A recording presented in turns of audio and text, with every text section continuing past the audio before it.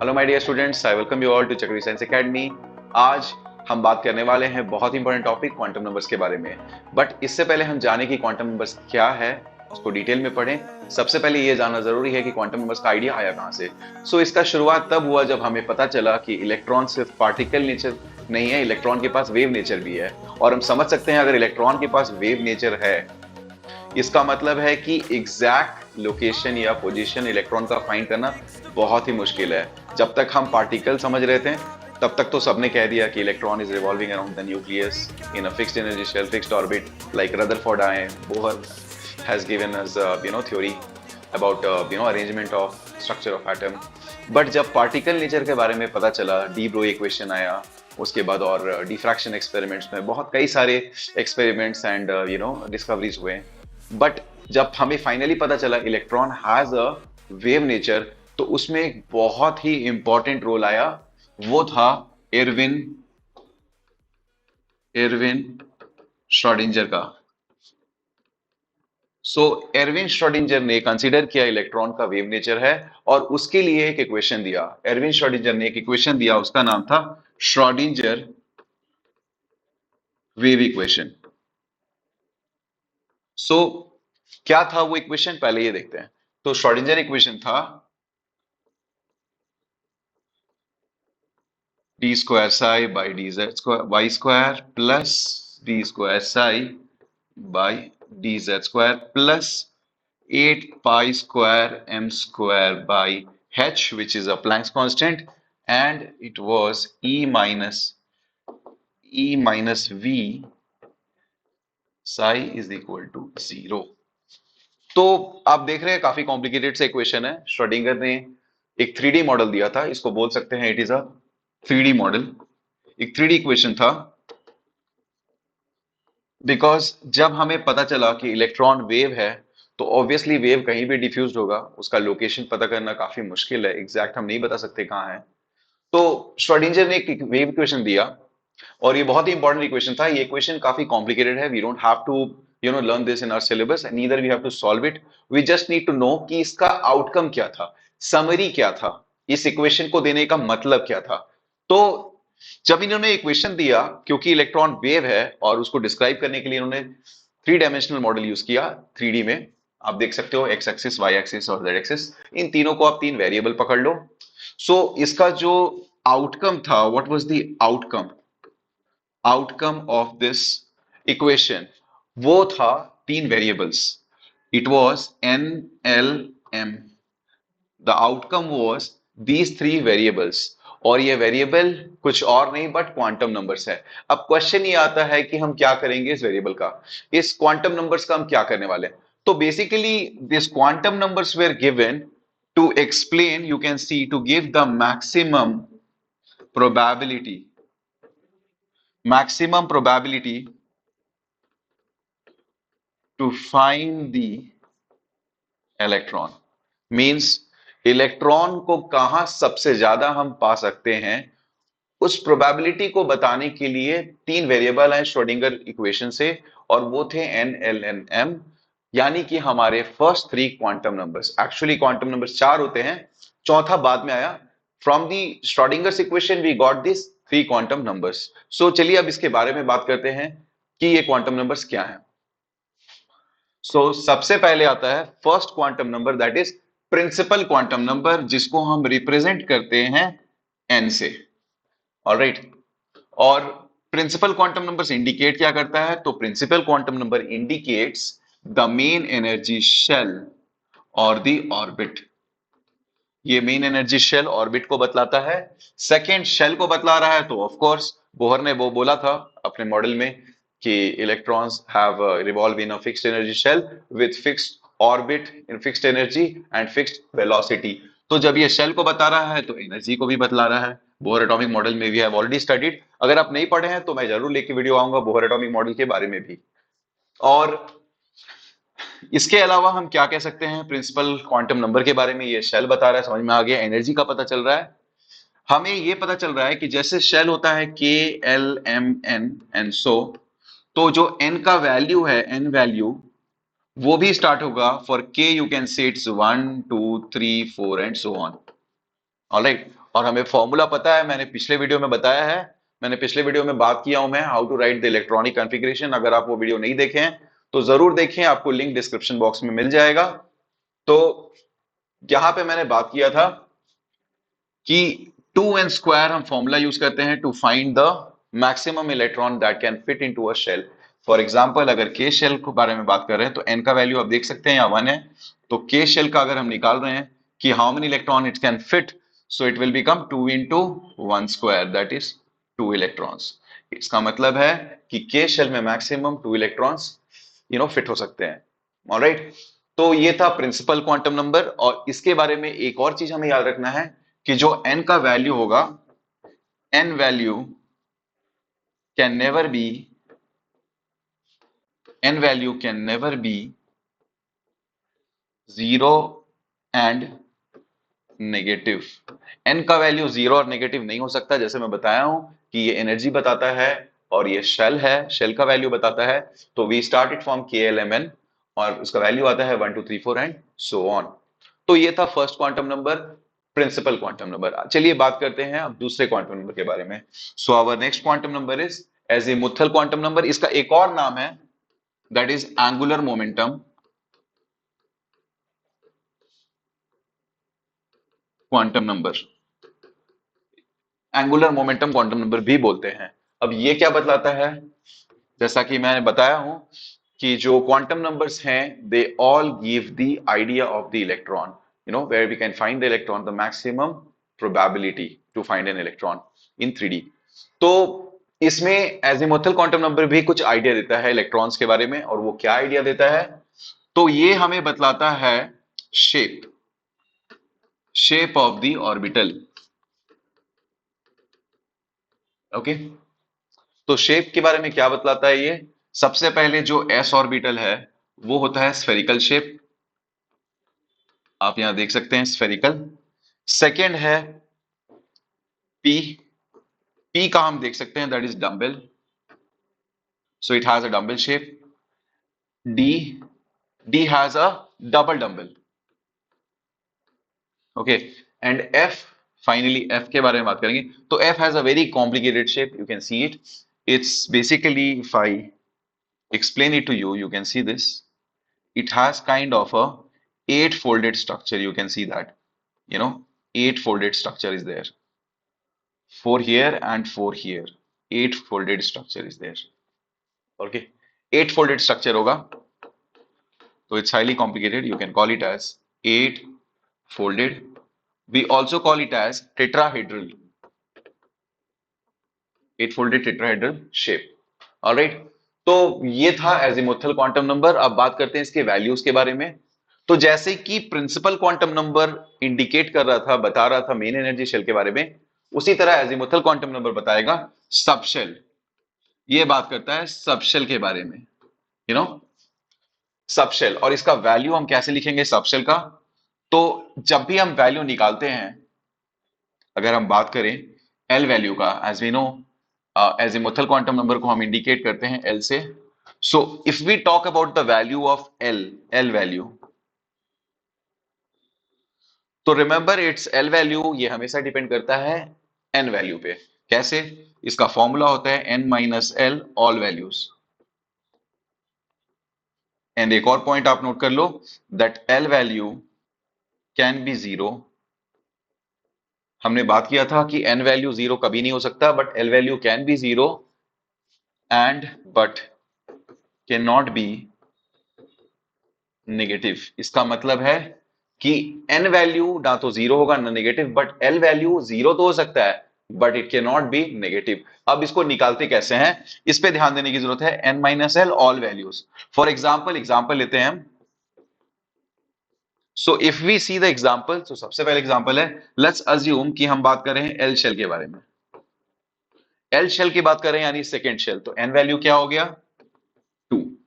अगर एन 2 है तो एल क्या होगा, L is equal to N minus 1। तो हमें क्या मिला 2 माइनस 1 दैट इज 1। बट मैंने क्या बोला है, ये जीरो भी हो सकता है बट नेगेटिव नहीं हो सकता। और ऑल वैल्यूज इट मींस कि ये जो n माइनस 1 करके हमने l का वैल्यू निकाला ये मैक्सिमम है, इसके अलावा जीरो भी आएगा। अब एक और एग्जांपल लेते हैं, अगर हम बात करें यू नो ओ शेल के बारे में, तो ओ शेल का क्या वैल्यू होगा, एन वैल्यू, के का 1, एल का, के एल 2, एम इज 3, के एल एम एन 4, ओ का हो गया 5, इसका मतलब एन वैल्यू इज 5। ऑलराइट, तो अगर n का वैल्यू 5 है तो l का मैक्सिमम वैल्यू क्या होगा, n-1, दैट इज, अगर हम n-1 करें तो 5-1 दैट इज 4। तो ये 4 जो है ये मैक्सिमम आ रहा है और हमें लेना है 0 से, तो इट मींस 4 भी होगा, 3 भी होगा, 2 भी होगा, 1 भी होगा, 0 भी होगा। ऑलराइट, नेगेटिव नहीं होगा। So this is how we find the value of L. Subshell का भी कॉन्सेप्ट क्लियर हो गया। अब बात करते हैं तीसरे क्वांटम नंबर के बारे में, that is magnetic quantum number. तो मैग्नेटिक क्वांटम नंबर क्या इंडिकेट करता है, तो मैग्नेटिक क्वांटम नंबर हमें देता है ओरिएंटेशन, क्योंकि हम 3D में बात कर रहे हैं, स्पेस की बात कर रहे हैं, तो कैसे वो ओरिएंटेशन में है। तो ये ओरिएंटेशन की बात करता है। कह सकते हैं, कहना गलत नहीं होगा, जैसे मैंने बताया शेल के अंदर सबशेल होता है और सबशेल के अंदर क्या आता है, ऑर्बिटल। तो ये ऑर्बिटल का आइडिया देता है। It not only tells about orbital but it also tells us number of orbital. ठीक है, और ऑर्बिटल के बारे में मैंने बताया था लास्ट क्लास में, पिछले क्लास में, कि ऑर्बिटल क्या है। Orbital is the 3D space where to find the probability of an electron is maximum.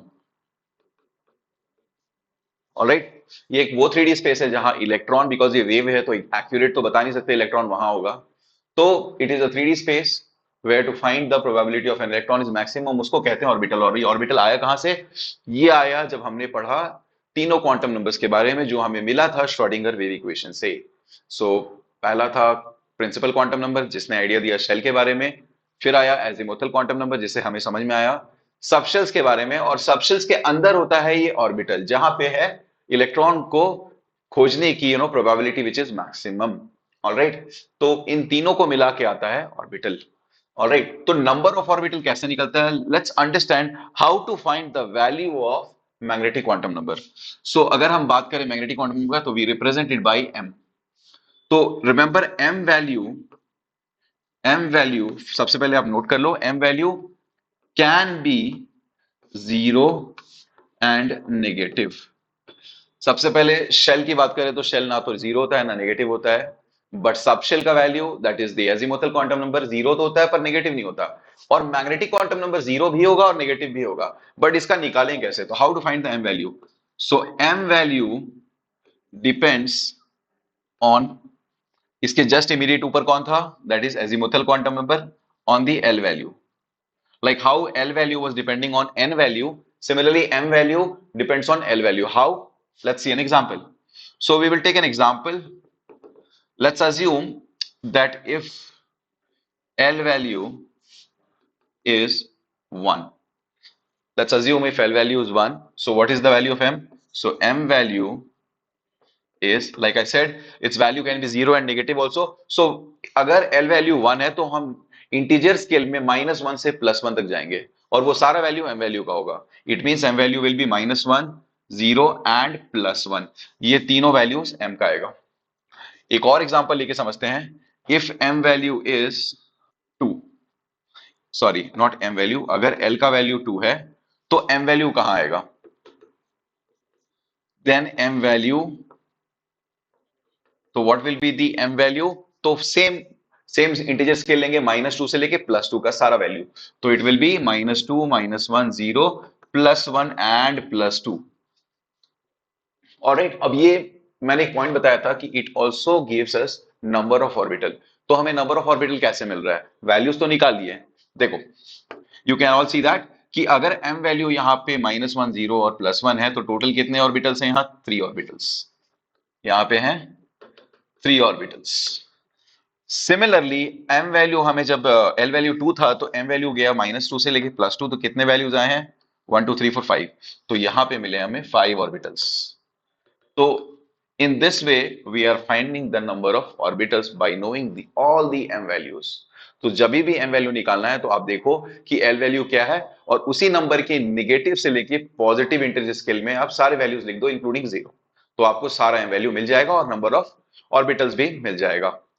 चलिए अब बात करते हैं, let's talk about the last quantum number which came up later, that is spin quantum number. तो spin quantum number क्या है, ये बतलाता है इलेक्ट्रॉन का स्पिन। फॉर एग्जाम्पल, आपको याद होगा कि इन वन ऑर्बिटल, आप नोट कर लो, in an orbital maximum 2 electrons can fit. तो ए हर एक ऑर्बिटल में मैक्सिमम 2 ही इलेक्ट्रॉन फिट होगा, where one will be in clockwise direction, one will be in clockwise direction spin and another will be in anti-clockwise spin. Okay एक orbital में 2 electrons होते हैं, अगर एक क्लॉकवाइज डायरेक्शन में स्पिन कर रहा है तो दूसरा एंटी क्लॉकवाइज। यही है स्पिन क्वांटम नंबर। तो कहना गलत नहीं होगा, स्पिन क्वांटम नंबर को स्मॉल एस से डिनोट करते हैं और ये बतलाता है स्पिन। ये स्पिन के बारे में बात करता है, एक क्लॉकवाइज है तो दूसरा एंटी क्लॉकवाइज होगा। और इसको रिप्रेजेंट कैसे करते हैं, इसका वैल्यू क्या होता है, तो आप देख सकते हैं, अगर हम एक स्पिन को प्लस हाफ ले रहे हैं तो एंटी क्लॉकवाइज वाले को हम माइनस हाफ लेंगे। वैसे यहां कुछ फिक्स नहीं है कि प्लस का मतलब ही क्लॉकवाइज होगा या माइनस का मतलब ही एंटी क्लॉकवाइज होगा। आप अगर एंटी क्लॉकवाइज को प्लस हाफ ले रहे हैं तो क्लॉकवाइज वाले को माइनस हाफ देना है। मतलब आप ऐसा कोई fixed hard and fast rule नहीं है कि प्लस का मतलब ही क्लॉकवाइज होगा। ओके, तो इसको हम इस तरह से इंडिकेट करते हैं ऑर्बिटल के अंदर। ये रहा ऑर्बिटल, तो अगर एक क्लॉकवाइज है तो दूसरा आई एम सॉरी, गला थोड़ा खराब है, तो दूसरा होगा anti clockwise. I hope it is clear. It means this arrow doesn't mean it is for clockwise, it can be anti-clockwise. The only thing is, if you are taking one for the anti-clockwise, then you have to give the opposite spin for the clockwise. That's all. Now, तो मैं summarise कर देता हूं सारी चीजों को अब तक हमने जो भी पढ़ा है। सबसे पहले बात हुई क्वांटम नंबर्स आया कहां से, तो क्वांटम नंबर आया जब इलेक्ट्रॉन के वेव नेचर के बारे में पता चला, तो फिर ये समझना मुश्किल हो गया कि इलेक्ट्रॉन कोई एक जगह पे हो सकता है, तो उसी को कहां पे इलेक्ट्रॉन हम मैक्सिमम ढूंढ सकते हैं, प्रोबेबिलिटी बता सकते हैं, क्योंकि एग्जैक्ट तो कोई नहीं बता पाएगा। तो उसके लिए हमने एक श्रोडिंगर वेव इक्वेशन आया। श्रोडिंगर वेव इक्वेशन के सॉल्यूशन से हमें मिला 3 वेरिएबल, वो 3 वेरिएबल था 3 क्वांटम नंबर एन, एल और एम। और बाद में आया स्पिन क्वांटम नंबर। ये सारे क्वांटम नंबर मिलके, ये जो चारों क्वांटम नंबर हैं, ये इलेक्ट्रॉन का कंप्लीट आइडिया देते हैं हमें, और ये हमें वो ऑर्बिटल्स का आइडिया देते हैं जहां पे इलेक्ट्रॉन को ढूंढ पाना सबसे ज्यादा पॉसिबल है। एग्जैक्ट तो हम नहीं बोल सकते। ऑलराइट, सो आई थिंक आप समझ गए होंगे कि प्रिंसिपल क्वांटम नंबर शेल के बारे में बात करता है, main energy shell, it talks about energy, it talks about the size. Azimuthal quantum number हमें देता है the shape of the orbital which is subshell. तीसरा है मैग्नेटिक क्वांटम नंबर, हमने बात किया द कॉन्सेप्ट ऑफ ऑर्बिटल और जो हमें बतलाता है नंबर ऑफ ऑर्बिटल ओरिएंटेशन के बारे में। चौथा बाद में आया, ये श्रोडिंगर से नहीं आया था, spin quantum number which talks about the spin, कि एक ऑर्बिटल में 2 ही इलेक्ट्रॉन होंगे, अगर एक क्लॉकवाइज है तो दूसरा एंटी क्लॉकवाइज होगा, और दोनों के वैल्यू अगर एक के प्लस हाफ है तो दूसरे के माइनस हाफ होंगे। तो ये दोनों वैल्यू इंडिकेट करता है they both are in the opposite directions. अब क्वांटम नंबर्स के बारे में हम जान लिए हैं, तो let's talk about one more thing, that is Pauli's exclusion principle. Pauli's exclusion principle. So Pauli's exclusion principle क्या बतलाता है हमें, कि no two electrons can have all 4 quantum numbers same. Pauli's exclusion principle क्या कहता है कि किसी भी 2 इलेक्ट्रॉन का चारों क्वांटम नंबर सेम नहीं होगा। Let's understand this by an example. तो इसके लिए एक एग्जांपल लेते हैं। For example, electron, let's assume electrons present in 3D orbital. Let's assume electron जो कि प्रेजेंट है एक 3D ऑर्बिटल में। तो सबसे पहले आप देखोगे ये जो फर्स्ट नंबर है 3D का, this 3 is the shell value. ये शेल बतला रहा है, इसका मतलब है ये n वैल्यू है। ठीक है, दूसरा कह रहा है d ऑर्बिटल में, जैसा कि मैंने बताया था जो सब शेल होते हैं पिछले क्लास में, I already spoke about it in the last class, the sub shells they have s, p, d and f। s का वैल्यू होता है इफ 0, p होता है 1, d होता है 2, f होता है 3। ऑलराइट, तो 3d ले रहे हैं, तो इसका मतलब है कि हमारा सबशेल का वैल्यू भी डिफाइंड है, L value is, so in this case L value is, आप देख सकते हो डी का वैल्यू 2 है, तो एल का जो वैल्यू है वो 2 है। ऑलराइट, नाउ अब बात करते हैं कि उस इलेक्ट्रॉन के बारे में जो 3d में प्रेजेंट है। ओके, 3d के किसी एक ऑर्बिटल में प्रेजेंट है, तो आप देख सकते हो। और एक और चीज, अगर एल वैल्यू 2 है तो एम वैल्यू क्या होगा डियर स्टूडेंट्स? एम वैल्यू होगा -2, -1, 0, +1 और +2। तो इनमें से आप किसी भी एक ऑर्बिटल को पकड़ लीजिए। हमें पता है कि टोटल यहां 5 ऑर्बिटल है डी में, 1 2 3 4 5। तो इनमें से आप किसी भी एक ऑर्बिटल को आप देख लो। लेट्स अज्यूम, हम बात कर लेते हैं इस वाले के बारे में, -2 वाले के बारे में। So let's assume in this orbital if two electrons are present. ठीक है, here these two electrons are present. As we know, if one is clockwise, the other has to be in anti-clockwise direction. If one is in clockwise, other will be in anti-clockwise. तो सबसे पहले अगर हम बात करें तो n का value for both the electrons it is same, that is how much? n value हम बात कर रहे हैं 3 का, तो दोनों electrons they have n value is 3, पहला सेम है। दूसरा l की बात कर रहे हैं, तो l value is 2 for both of them is same.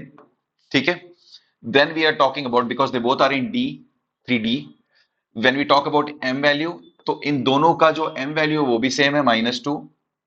Okay, लेकिन हम जैसे ही s पे आएंगे, s वैल्यू पे, तो आप देख सकते हैं किसी एक का प्लस हाफ होगा तो दूसरे का माइनस हाफ। s वैल्यू अगर एक का प्लस हाफ है तो दूसरे का क्या होगा? Minus half. तो ये तीन वैल्यू तो सेम थे, all these three values are same, but this is different. और यही है पॉलीज एक्सक्लूजन प्रिंसिपल, जो कि कहता है कि किसी भी दो इलेक्ट्रॉन का चारों क्वांटम नंबर सेम नहीं होगा। तीन हो सकता है बट स्पिन में आके चेंज हो जाएगा, because we have learned in the orbital there are two electrons only, and if one is in clockwise the other will be in anti-clockwise. So guys, आपको कोई भी डाउट्स है इस क्लास से रिलेटेड, आप जरूर अपने डाउट्स को, क्वेरीज को कमेंट बॉक्स में डालें। मैं जरूर उस पर एक वीडियो बनाऊंगा और उस पर सोल्यूशन दूंगा, रिप्लाई भी करूंगा। और अगर आपको ये वीडियो पसंद आया तो ज़्यादा से ज़्यादा अपने फ्रेंड्स के साथ जिनको इसका ज़रूरत है उसे शेयर करें, और बताएं मुझे कि मैं अगला किस टॉपिक पे नेक्स्ट वीडियो लेके आऊं। एंड चक्रव्यूह के साथ बने रहें। And bye bye for today.